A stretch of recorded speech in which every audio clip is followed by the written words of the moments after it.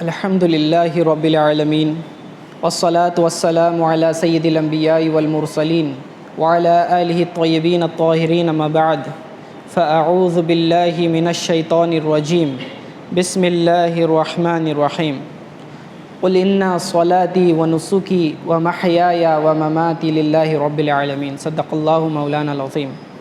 معزز سامعین و ناظرین، السلام علیکم ورحمۃ اللہ وبرکاتہ۔ آج ہم سب یہاں پر قربانی کے فضائل اور مسائل سمجھنے کے لیے جمع ہوئے ہیں۔ قربانی یہ اللہ تعالیٰ کے لیے وہ خاص مخصوص عبادت ہے جس کے اندر انسان جان اور مال کا نذرانہ اللہ رب العزت کے سامنے پیش کرتا ہے۔ یہ قربانی کے ذریعے مسلمانوں کے اندر دین کی خاطر اور اللہ کی خاطر اپنے مال کو اور جان کو بوقت ضرورت قربان کرنے کا ایک جذبہ پیدا کرتا ہے۔ تو قربانی یہ کیا ہے؟ قربانی کی فضیلت کیا ہے؟ اس کا ثواب کیا ہے؟ قرآن اس کو یوں کہتا ہے کہ اے حبیب صلی اللہ علیہ وسلم آپ فرما دیجئے، یہ آیت سورۃ الانعام آیت نمبر 162 جو میں نے آپ کے سامنے پڑھی اس کا ترجمہ ہے کہ اے حبیب صلی اللہ علیہ وسلم آپ فرما دیجئے کہ بے شک میری نماز، میری قربانی، میرا جینا، میرا مرنا سب رب العالمین کے لیے، تمام جہانوں کے پالنے والے کے لیے، للہ رب العالمین۔ تو اس میں خلوص اور الہیت کی ضرورت ہے۔ جو بھی عبادت ہم کرتے ہیں اس میں فقط اللہ تعالیٰ کی رضامندی کی ضرورت ہے، کوئی دکھاوا، کوئی ریاکاری نہیں ہونی چاہیے، ورنہ یہ عبادت ضائع ہو جاتی ہے۔ حدیث پاک میں آتا ہے، ابن ماجہ کی حدیث ہے جس کے راوی حضرت زید بن ارقم رضی اللہ تعالی عنہ ہیں۔ وہ کہتے ہیں کہ صحابہ رضوان اللہ تعالی علیہم اجمعین نے رسول اللہ صلی اللہ علیہ وسلم سے سوال کیا کہ یا رسول اللہ صلی اللہ علیہ وسلم ما هذه الاضحیۃ، کہ یا رسول اللہ صلی اللہ علیہ وسلم یہ قربانیاں کیا ہیں، یعنی اس کی حیثیت کیا ہے؟ تو رسول اللہ صلی اللہ علیہ وسلم نے جواب دیا، فرمایا سنت ابیکم ابراہیم رضی اللہ علیہ السلام، کہ یہ ابراہیم علیہ السلام کی سنت ہے۔ صحابہ نے پوچھا یا رسول اللہ صلی اللہ علیہ وسلم ہمارے لیے اس میں کیا ہے؟ ہمارے لیے اس میں کیا ہے، یعنی کیا ثواب ہے؟ تو رسول اللہ صلی اللہ علیہ وسلم نے جواب دیا کہ لِكُلِّ شَعْرَةٍ حَسَنَةٌ، ہر جانور کے ہر بال کے بدلے ایک نیکی عطا کی جائے گی۔ صحابہ ثواب کے معاملے میں حریص تھے، پھر سوال کیا یا رسول اللہ اون کے متعلق کیا حکم ہے آپ کا؟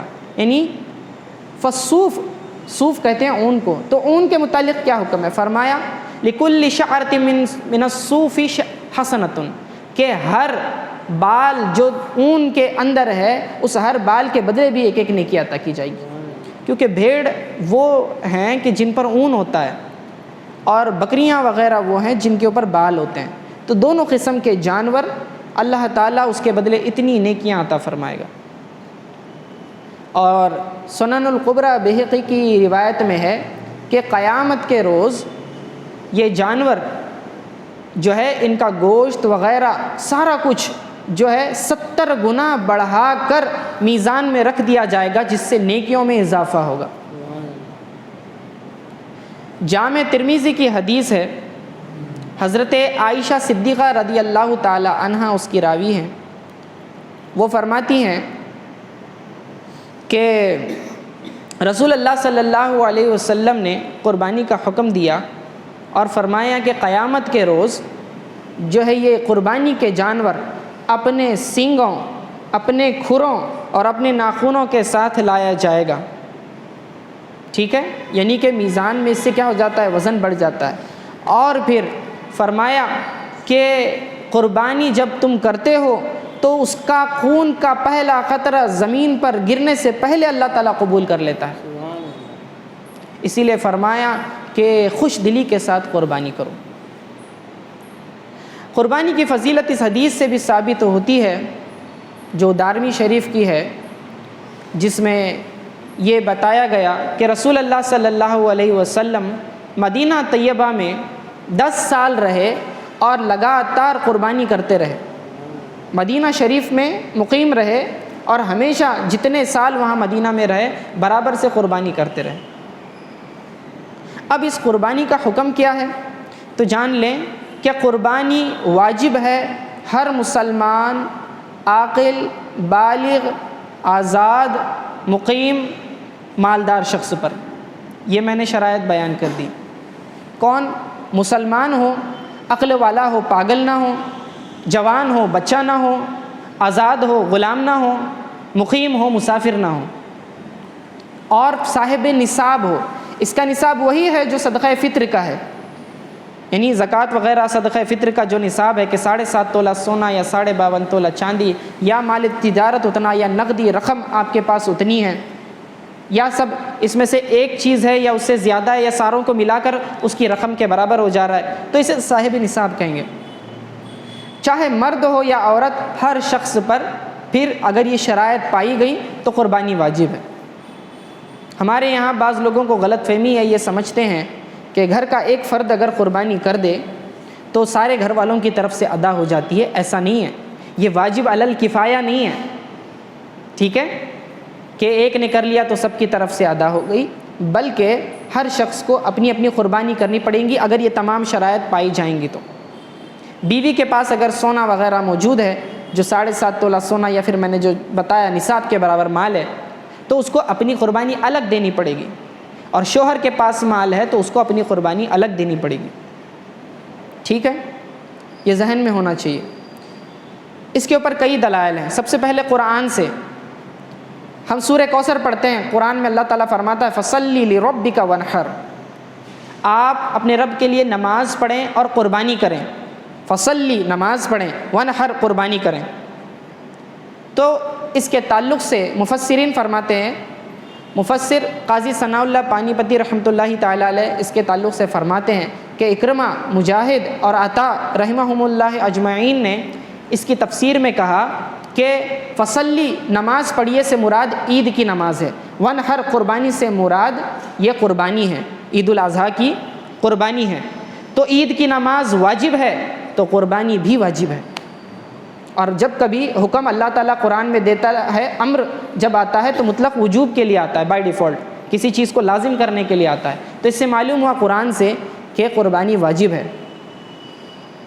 دوسرے دلائل احادیث سے شریفہ سے بھی ہمیں ملتے ہیں کہ جس میں حضرت جندب بن سفیان البجلی رضی اللہ تعالی عنہ، یہ صحابی رسول ہیں، فرماتے ہیں کہ شہدت النبی صلی اللہ علیہ وسلم یوم النحر، کہ میں رسول اللہ صلی اللہ علیہ وسلم کے ساتھ تھا قربانی کے دن، یعنی عید الاضحیٰ کے ٹائم۔ تو فقال کہ رسول اللہ صلی اللہ علیہ وسلم نے فرمایا من ذبح قبل الصلاة فلیعید مکانہا اخرى، کہ جس شخص نے عید کی نماز سے پہلے قربانی کر لی اسے چاہیے کہ اپنی قربانی لوٹائے، دوبارہ اس کی جگہ دوسری قربانی کرے، اس کی قربانی نہیں ہوئی۔ وَمَن لَّمْ يَذْبَحْ فَلْيَذْبَحْ، اور جس نے قربانی نہیں کی یعنی عید کی نماز ہونے کے بعد قربانی کری تو قربانی کرے پھر اس کے بعد۔ اس سے پتہ چلا کہ قربانی عید کی نماز سے پہلے نہیں ہو سکتی۔ آپ شہر میں ہیں، عید کی نماز جب تک نہیں ہوتی قربانی نہیں کی جا سکتی۔ اگر کسی نے ایسا کیا تو اس نے اپنے گھر والوں کے لیے فرمایا کہ گوشت تو جو جمع کر لیا ہے لیکن اس کی قربانی نہیں ہوئی، قربانی کا حق ادا نہیں ہوا، اس کو دوبارہ کرنا پڑے گا۔ یاد رکھیں، بعض لوگ سمجھتے ہیں کہ قربانی فقط سنت ہے، واجب نہیں ہے، ضروری نہیں ہے سمجھتے ہیں، تو یہ حدیث سے انہیں سبق لینا چاہیے کہ اگر صرف سنت ہوتی تو رسول اللہ صلی اللہ علیہ وسلم جو ہے سنت کی قضا کرنے کا حکم نہیں دیتے۔ یہ نہیں کہتے کہ جس نے قربانی کر لیا پہلے عید کی نماز سے پہلے تو ہو گئی، سنت تو تھی، قربانی کرنا تھا تو چلے چھوڑ دے، نہیں، ایسا نہیں فرمایا، اسے دوسری قربانی کرنا پڑے گی، اس کی قربانی ادا نہیں ہوئی۔ یہ اس سے ایک دلیل ثابت ہوتی ہے، ٹھیک ہے۔ دوسری، اس پر ایک وعید بھی ہے۔ اچھا، اس سے پہلے ایک اور روایت میں کہ جب رسول اللہ صلی اللہ علیہ وسلم نے یہ فرمایا، ایک صحابی آئے جنہوں نے عید کی نماز سے پہلے قربانی کر لی تھی، تو رسول اللہ صلی اللہ علیہ وسلم نے انہوں نے رسول اللہ صلی اللہ علیہ وسلم سے کہا یا رسول اللہ صلی اللہ علیہ وسلم میں نے جو ہے عید کی نماز سے پہلے قربانی کر لی ہے، اور میرا مقصد اصل میں یہ تھا کہ میرے پڑوسی جو ہیں غریب وغیرہ ہیں، میں چاہتا تھا کہ ان تک گوشت جلدی پہنچے تاکہ وہ عید اچھی طرح سے کر لیں، تو میں نے ان کی خیر خواہی کے لیے یہ عمل کیا۔ تو رسول اللہ صلی اللہ علیہ وسلم نے فرمایا کہ تمہیں دوسری قربانی کرنی پڑے گی۔ فرمایا میرے پاس اب دوسرا کوئی جانور نہیں سوائے ایک 6 مہینے کا جو ہے ایک بکرا ہے بس، یا بھیڑ ہے، وہ میرے پاس ہے، تو کیا کروں؟ تو فرمایا ٹھیک ہے اسی کو ذبح کر لو، لیکن تمہارے بعد کسی اور کو یہ اجازت نہیں ہے۔ فرمایا اب اگر صرف یہ واجب نہ ہوتی تو رسول اللہ صلی اللہ علیہ وسلم رخصت دے دیتے، اتنی شدت کے ساتھ فرمایا کہ اس کی جگہ تم نے دوسری کرنی ہے، دوسری قربانی کرنے کا حکم دیا۔ تو اس سے معلوم پڑتا ہے کہ قربانی واجب ہے۔ ایک اور حدیث پاک میں آتا ہے، ابن ماجہ شریف کی حدیث، کہ رسول اللہ صلی اللہ علیہ وسلم نے فرمایا من کان لہ سعۃ ولم یدع من کان لہ سعۃ، جس کی استطاعت ہو قربانی کی، ٹھیک ہے، ولم یضحی فلا یقربن مصلانا، کہ جس شخص کے پاس استطاعت ہو قربانی کرنے کی اور وہ قربانی نہ کرے تو وہ ہماری عیدگاہ کے قریب بھی نہ آئے۔ یہ اس قسم کی سخت وعید ارشاد فرمائی، اور اس قسم کی سخت وعید اسی وقت آتی ہے جو حکم جو ہے لازم ہو، واجب ہو، ٹھیک ہے۔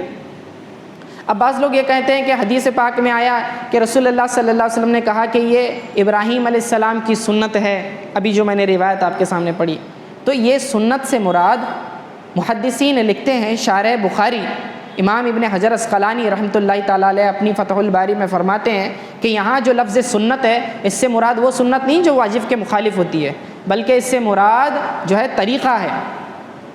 مثال آپ کو آسان دیتا ہوں تو سمجھ میں آئے گا۔ نماز فرض ہے لیکن طریقہ رسول اللہ صلی اللہ علیہ وسلم کا ہے، کیونکہ نماز کا طریقہ قرآن میں نہیں ہے۔ تو جیسے رسول اللہ نے نماز پڑھی ہم پڑھتے ہیں، تو ایک اعتبار سے نماز جو ہے رسول اللہ صلی اللہ علیہ وسلم کی سنت ہے، لیکن اس کا مطلب یہ نہیں کہ پھر فرض نہیں ہے، ٹھیک ہے۔ اسی طرح قربانی واجب ہے، طریقہ انبیاء کا ہے، طریقہ انبیاء کا، یعنی اس طریقے پر انبیاء کاربند رہے۔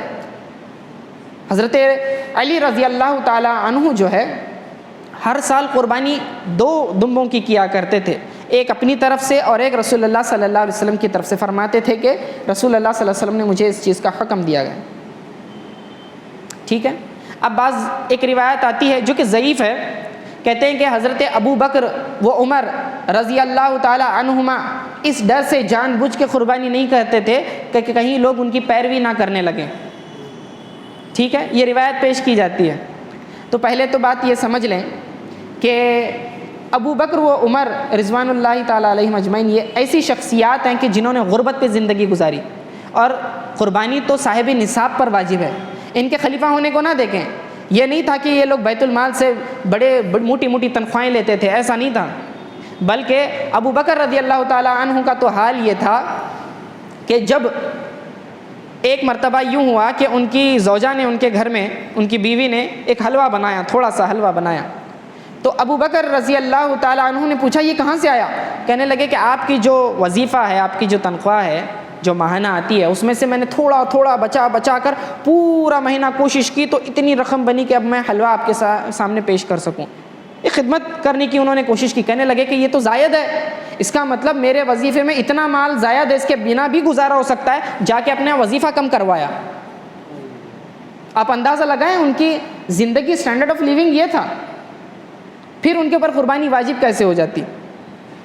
تو پھر ان کا یہ کہنا کہ کہیں لوگ ہماری پیروی نہ کرنے لگ جائیں، یعنی لوگ یہ نہ سمجھے کہ استطاعت نہ بھی ہو تو بھی قربانی کرنا پڑے گا، اس لیے نہیں کرتے تھے، لوگ اس کا الٹا معنی پیش کرتے ہیں، ٹھیک ہے۔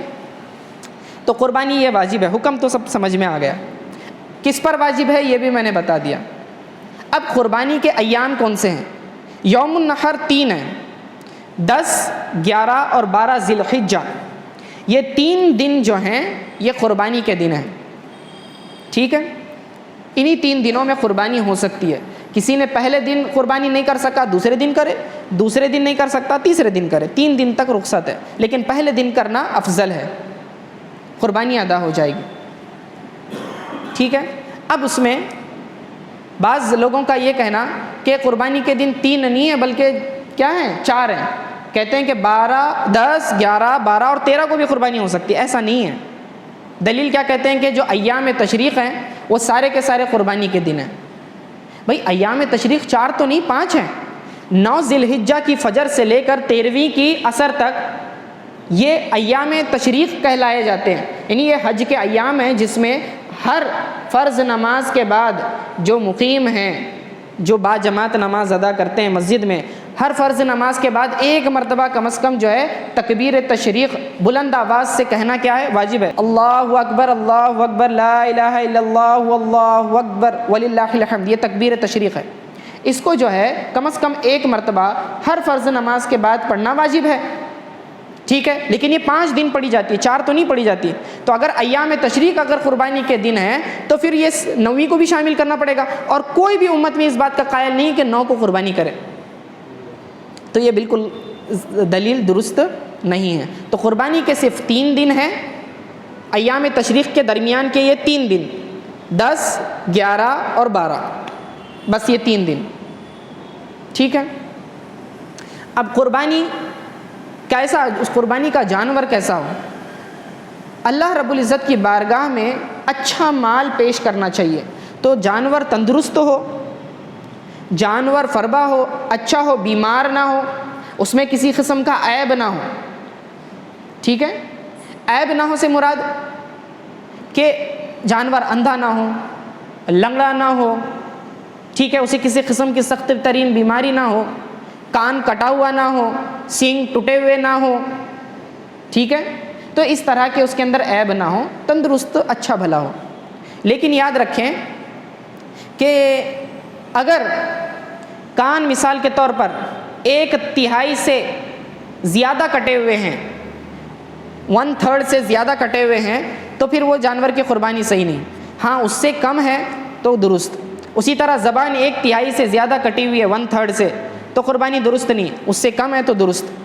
اگر آنکھوں کی روشنی 1/3 سے زیادہ جو ہے چلی جا چکی ہے، وہ کیسے پتہ چلتا ہے؟ وہ جانور کو چارہ ڈال کر ٹیسٹ کرتے ہیں کہ سائیڈ میں ادھر ادھر رکھتے ہیں، دیکھتے ہیں کہ پلٹتا ہے کہ نہیں، ٹھیک ہے، وہ الگ طریقے ہیں۔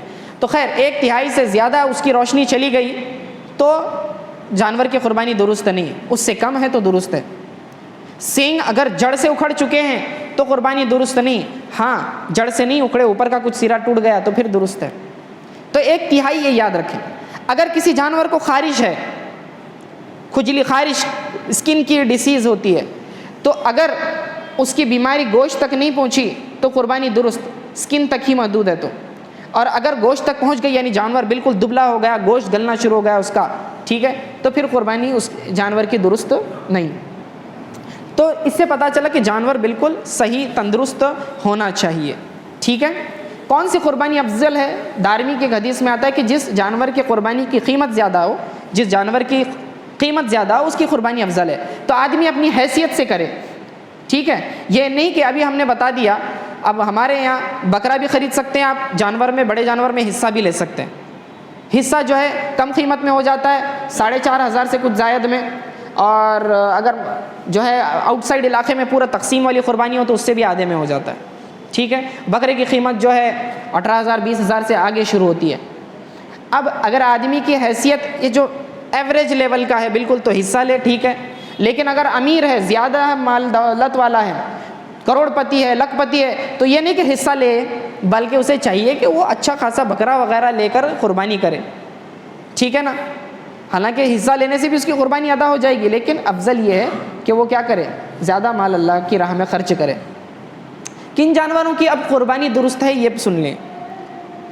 8 قسم کے جانور، جس کے اندر بھیڑ کی نسل سے نر مادہ، شیپ جسے ہم کہتے ہیں، بھیڑ میں سے نر مادہ دونوں، بکرا بکری یہ دونوں، گائے نر مادہ، اور بھینس اسی میں شامل ہے، بھینس بھینسا، ٹھیک ہے، اور پھر اس کے بعد اونٹ، ٹھیک، نر مادہ، ان کی قربانی ہو سکتی ہے۔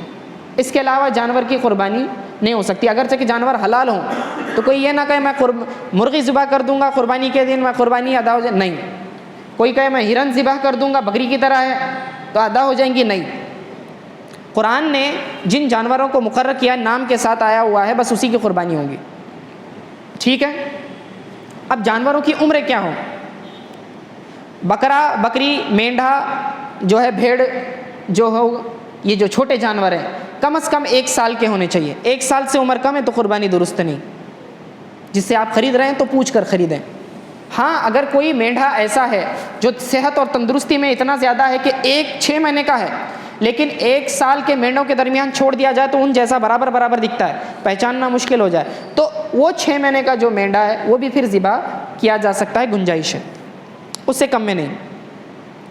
اگر گائے ہے، گائے، بیل، بھینس، بھینسا ہو تو کم از کم ان کی عمر 2 سال کی ہونی چاہیے، اس سے کم نہیں چلے گا۔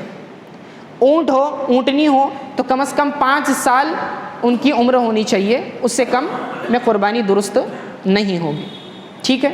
یہ جانوروں کی عمر ہو گئی۔ اب آئیں ذبح کے طریقے کی طرف۔ ذبح جو ہے، آپ حدیث پاک میں آتا ہے کہ سب سے پہلے عید کی نماز پڑھیں گے، اس کے بعد قربانی کریں گے، ٹھیک ہے۔ اور افضل یہ ہے کہ اپنی قربانی کا گوشت سے ہی کھانا کھائیں، یعنی کہ آپ بعد میں کھائیں۔ عید الاضحیٰ کی نماز کے لیے جب آپ جاتے ہیں تو مستحب افضل یہ ہے کہ آپ کچھ نہ کھائیں اور نماز پڑھ کے آنے کے بعد کھائیں۔ عید الفطر میں اس کا اپوزٹ ہے کہ کچھ میٹھا کھا کے جانا سنت ہے۔ عید الاضحیٰ میں بغیر کھائے کے جانا، نماز پڑھنا، پھر آنا اور پھر اپنی قربانی کے گوشت کھانا، یہ زیادہ بہتر ہے، ٹھیک ہے، اس میں ثواب ہے۔ تو میں یہ بتا رہا تھا کہ قربانی کے جانور کو ذبح کرنے کا طریقہ یہ ہے، پہلے تو اس کو اچھے سے پالے پوسیں اور اس سے کوئی نفع نہ اٹھائیں۔ مکروہ ہے کہ کوئی اپنے جانور پر سوار ہو یا اس کا دودھ نکالے یا اس پر سامان لا دے، یہ درست نہیں ہے، ٹھیک ہے، مکروہ ہے۔ تو اب کیا کریں، جانور کو پانی وغیرہ پلائیں اور قبلہ رخ لٹائیں، یعنی کہ جنوب کی طرف اس کا سر ہو، منہ جو ہے قبلے کی طرف ہو، اس کو لٹائیں اور گردن کی جو گانٹھ ہوتی ہے، یہ گانٹھ یہاں سے جو ہے چھری پہلے تیز کر لے، لیکن جانور کے سامنے تیز نہ کریں، تیز کر کے جو ہے بسم اللہ اللہ اکبر کہہ کر تیزی کے ساتھ چھری چلائیں، جس سے 4 رگیں کٹیں آپ کی، یعنی کھانا پانی جس سے جاتا ہے وہ، اور جو خون کی 2 نسیں ہوتی ہیں، رگیں ہوتی ہیں، وہ کٹنی چاہیے۔ کم از کم 3 بھی کٹ گئی تو قربانی درست ہے۔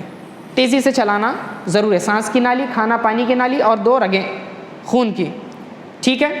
اور جانور جب تک ٹھنڈا نہ ہو اس کی چمڑی نہ اتاریں، اس سے جانور کو اذیت ہوتی ہے، ٹھیک ہے، تو بالکل ایسا نہیں کرنا چاہیے۔ اونٹ کے ذبح کرنے کا طریقہ الگ ہے، اس کو نحر کیا جاتا ہے۔ نحر میں کیا ہوتا ہے کہ اونٹ کو کھڑا باندھ دیا جاتا ہے، ایک پیر باندھ دیا جاتا ہے اس کو، اور اس کے گلے گردن کے نیچے جو ہے نا برچھی ماری جاتی ہے، ٹھیک ہے۔ اس کو لٹا کے ذبح نہیں کرتے جس طرح گائے کو، بھینس کو یا پھر بکرا بکری کو کرتے ہیں، اس کو اونٹ کو کھڑا ہی رکھتے ہیں، اس کا ایک پیر باندھ دیتے ہیں پیچھے سے اور پھر یہاں پر اس کی گردن کے نیچے برچھی مارتے ہیں، یہ سنت طریقہ ہے، ٹھیک ہے، یہ طریقہ سنت ہے، اس طرح کیا جانا چاہیے۔ جب بعد میں وہ خود بخود گر جائے پھر اس کے بعد اس کا یہ معاملہ کریں۔ اچھا، اب آپ نے ذبح کر لیا، یاد رکھیں ذبح کے وقت بسم اللہ اللہ اکبر پڑھنا ضروری ہے۔ اس کے بعد پھر جو مسنون دعائیں ہیں، ان صلاتی و نسکی و محیای و مماتی للہ رب العالمین، اور پھر باقی دوسری جو دعائیں احادیث میں آئی ہیں تو آپ وہ پڑھ سکتے ہیں اور کہیں کہ اللہ یہ قربانی میری طرف سے ہے، یعنی آپ پر واجب ہے تو آپ اپنا نام لیں، اور فلاں کی طرف سے تو اس کا نام ذبح کرنے والا لے گا۔ قصائی کر رہا ہے تو وہ کہے گا کہ یہ قربانی اے اللہ فلاں کی جانب سے ہے تو اسے قبول فرما، اور خود کی طرف سے فتقبل منی بولیں گے، میری طرف سے اللہ تو قبول فرما، ٹھیک ہے، یہ یوں کہیں گے۔ اور اگر ایک آدمی جو ذبح کر رہا ہے وہ ذبح کا طریقہ نہ جانتا ہو، بعض اوقات قصائی اس کا ہاتھ پکڑ لیتے ہیں اور پھر ذبح کرواتے ہیں، ٹھیک ہے، تو جتنے لوگ چھری پکڑیں گے سب نے بسم اللہ اللہ اکبر کہنا لازم ہے، ورنہ قربانی درست نہیں ہے۔ ہر شخص جو چھری پکڑے گا، جتنے ہاتھ ہوں گے اتنوں نے، ہاں وہ جو پکڑے بازو میں جو جانور کو پکڑے ہوئے ہیں ان کی بات نہیں کر رہے، انہوں نے بھی کہا تو افضل ہے، لیکن جو چھری چلانے والے لوگ ہیں، جتنے ہاتھ چھری پر ہیں، انہوں نے کیا کرنا ہے، یہ بسم اللہ اللہ اکبر کہنا ہے، اللہ کے نام پر ہی ذبح کرنا ہے، کسی اور کا نام نہیں لیں گے۔ اس کے بعد ساری دعائیں پڑھیں آپ، فلاں کا نام جو بھی لے رہے ہیں، لیکن ذبح جو ہے اللہ کے نام پر ہی ہونا چاہیے۔ گوشت آپ تقسیم کریں گے تو افضل یہ ہے کہ 3 حصے کریں، ایک اپنے لیے رکھیں اور ایک اپنے رشتہ داروں اور پڑوسیوں کو دیں اور باقی غریبوں مسکینوں میں تقسیم کریں، یہ افضل ہے۔ لیکن اگر کسی کی فیملی بڑی ہے، وہ خود کے لیے سارا رکھنا چاہتا ہے، جائز ہے، اور پورا تقسیم کرنا چاہتا ہے تو بھی جائز ہے، ٹھیک ہے. اور اگر ایک جانور میں، یاد رکھیں بکرا بکری مینڈا مینڈی میں صرف ایک آدمی شریک ہو سکتا ہے، اس سے زیادہ نہیں. گائے بیل بھینس یہ جو ہیں اس کے اندر 7 آدمی شریک ہو سکتے ہیں. اونٹ میں بھی 7 آدمی شریک ہو سکتے ہیں. ٹھیک ہے، احادیث سے یہی ثابت ہوتا ہے. اس سے زیادہ آپ نہیں کر سکتے. اگر کسی کا عقیقہ باقی ہے اور وہ قربانی کے دنوں میں کرنا چاہتا ہے، ایک ہی جانور ہے، ایک جو ہے بھینس لی ہے، اس کے اندر جو ہے 5 حصے جو ہیں قربانی کے ہیں اور 2 حصے جو ہے ایک آدمی کی طرف سے جو عقیقے کے ہیں، تو یہ اس طرح شامل کرنا ایک جانور میں جائز ہے، درست ہے، بالکل ایسے کیا جا سکتا ہے. لیکن شرط یہ رہے گی کہ جو بھی ہے سارے لوگوں کی نیت قربانی کی ہو، صرف گوشت کھانے کی کسی کی نیت نہ ہو، ہے نا. اگر کسی ایک کی بھی نیت میں کھوٹ ہے تو کسی کی بھی قربانی درست نہیں ہوگی. جو جانور ذبح کیا ہے اس کا گوشت تول کر تقسیم ہو، اندازے سے تقسیم نہ کیا جائے، اور ہر ایک کے اندر جو ہے ہر چیز ڈالی جائے. یوں نہیں کہ ہڈی پائے ایک میں ڈالے جا رہے ہیں اور نرم نرم بوٹی دوسرے میں چلی جا رہی ہے، اس طرح نہ ہو. ٹھیک ہے، ورنہ پھر کسی کی بھی قربانی درست نہیں. سب نے جو ہے پراپرلی، اسی لیے با اعتماد جو لوگ ہیں انہی کے پاس آپ قربانی کے لیے دیں. ضروری نہیں ہے کہ جہاں قربانی ہو رہی ہے کہ آدمی جو ہے اسی شہر کا رہنے والا ہو، دوسری جگہ بھی آپ آؤٹ سائڈ بھی دے سکتے ہیں. لیکن افضل یہ ہے کہ رسول اللہ صلی اللہ علیہ وسلم نے بی بی فاطمہ رضی اللہ تعالیٰ عنہ سے کہا تھا کہ اپنی قربانی کے وقت کھڑے رہو. ٹھیک ہے نا، تو افضل یہ ہے کہ قربانی ہوتے، جب قربانی ہو رہی ہو تو آپ کھڑے رہیں، یہ افضل ہے. ٹھیک ہے، لازم نہیں ہے، افضل ہے. تو اس طرح کے یہ مسائل ہیں. اب اگر کوئی شخص تقسیم کرنا چاہے پورا تو جائز. ٹھیک ہے، اور اگر کوئی نان مسلم ہے لیکن اور غریب ہے، مسکین ہے، آپ انہیں دینا چاہیں دے سکتے ہیں.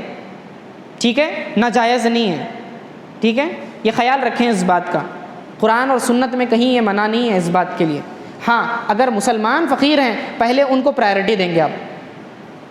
ٹھیک ہے، غریب مساکین ہیں اور بالکل، لیکن آپ سمجھتے ہیں آپ کے پڑوسی ہیں یا ان کے ساتھ آپ کا اٹھنا بیٹھنا ہے. ایسے نہیں کہ امیر اور کھانے پینے مست گوشت کھانے والے لوگ ہیں اور نان مسلم میں آپ تقسیم کر رہے ہیں، اس طرح نہیں. بالکل غریب ہیں جن کو کھانے نہیں رہتا اور جانتے ہیں آپ کہ واقعی یہ لوگ کھائیں گے گوشت، ایسے نہیں کہ پیور ویجیٹیرین ہے تو لے جا کے دے رہے ہیں، ویسا نہیں. پرائرٹی مسلمانوں کو دیں گے. ٹھیک ہے، اگر بچ جائے اور آپ کو لگتا ہے یہ غریب آپ کا پڑوسی ہے، نان مسلم ہے، اس کو دے دوں گا تو اس کی اندر اسلام کی محبت پیدا ہو جائے گی، اسلام کی طرف وہ راغب ہو جائے گا، تو ایسی صورت میں آپ دے سکتے ہیں. ٹھیک ہے، تو قربانی کا گوشت جو ہے پہلے منع تھا کہ 3 دن سے زیادہ آپ رکھ نہیں سکتے، لیکن وہ غربت کے ایام تھے تو یہ حکم تھا، بعد میں یہ منسوخ ہو گیا. اب آپ ان قربانی کے دن ختم ہونے کے بعد بھی اگر سٹور کر کے رکھتے ہیں سکھا کے تو بھی کوئی مسئلہ نہیں ہے، یہ جو ہے رکھا جا سکتا ہے. قربانی کے جو جانور کا اب چمڑا ہے، چمڑے کے بارے میں بھی احکام سن لیں کہ چمڑا جو ہے آپ اگر ذاتی استعمال میں رکھنا چاہیں، یعنی کہ جائے نماز بنا رہے ہیں، کوٹ بنا رہے ہیں، مشکیزہ بنا رہے ہیں، ٹھیک ہے. لیکن اگر آپ اس کو بیچ کے رقم کھانا چاہتے ہیں تو آپ نہیں کر سکتے، جائز نہیں ہے. آپ کو وہ صدقہ کرنا پڑے گا. بہتر یہ ہے کہ آپ جو ہے مسکینوں کو دے دیں، قصائی کو نہ دیں، اجرت میں نہیں دے سکتے. اب قصائی یہ بولے کہ بھائی اس کی میں ذبح کروں گا تو ذبح کرنے کی جو قیمت ہے چمڑے میں سے لے لے، اس طرح آپ نہیں کر سکتے. ٹھیک ہے، یہ جو ہے مسکین غریب کا حق ہے اور اس کو مال کا مالک بنانا شرط ہے. مسجد کی تعمیر میں نہیں دے سکتے. ہاں، مسجد والے اس کی رقم کو پھر دوسرے جو ہے اسراف میں استعمال کرتے ہیں، ٹھیک ہے، وہ بات اور ہے. مدرسے والوں کو آپ دیتے ہیں تو درست ہے. ٹھیک ہے، یہ بات کا خیال رکھیں، اجرت میں کسی کو دینا نہیں ہے. اگر کسی نے ایام قربانی میں قربانی نہیں کر سکا، واجب تھی، تو پھر کیا کرے؟ جانور خریدا تھا لیکن خود ذبح نہیں کرا تو اس کو صدقہ کرنا پڑے گا وہ جانور. اور اگر اس نے جو ہے جانور خریدا نہیں تھا، اس کے پاس پیسے تھے، استطاعت تھی، قربانی کے دن چلے گئے، تو اب وہ رقم اتنی صدقہ کرے. ٹھیک ہے، ایسا نہیں ہے کہ وہ چھوٹ گیا، اس طرح نہیں ہوگا. تو اللہ تعالیٰ سے دعا ہے کہ اللہ تعالیٰ ہمیں کہنے سننے سے زیادہ عمل کرنے کی توفیق عطا فرمائے اور خوش دلی کے ساتھ قربانی کرنے کی توفیق عطا فرمائے. وصلی اللہ تعالیٰ علی خیر خلقی محمد و آلہ و اصحابہ اجمعین.